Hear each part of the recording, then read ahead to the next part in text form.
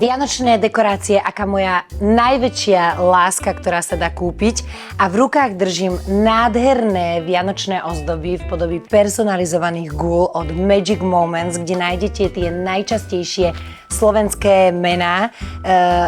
Ja som tam svoje síce nenašla, ale potom existujú aj také, ktoré nesú v sebe nádherné venovania. Už sú takto krásne zabalené, takže je to krásny darček, keď dojdete pred Vianocami k niekomu na návštevu, alebo keď si ich niekto nájde v mikulášskej topánke napríklad. A priznám sa, že ja ich kupujem mojej rodine, mojim kamarátom a vždy im to vykúzli úsmev na tvári. Práve v rukách držím Zuzku. Aj na stromčeku je veľa Zuzky. Čo sa Zuzka nepredáva, či čo je so Zuzkou? Každopádne jedna guľa poletie aj k Zuzke.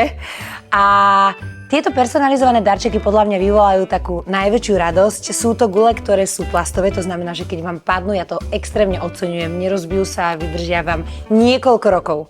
Dokým teda nevymeníte svoje kamarátky alebo rodinných príslušníkov.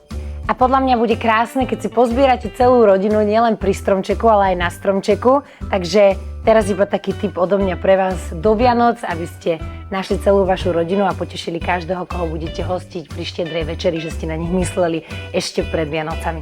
Takže takéto krásne personalizované gule Magic Moments nájdete tiež vo vybraných predajniach po celom Slovensku.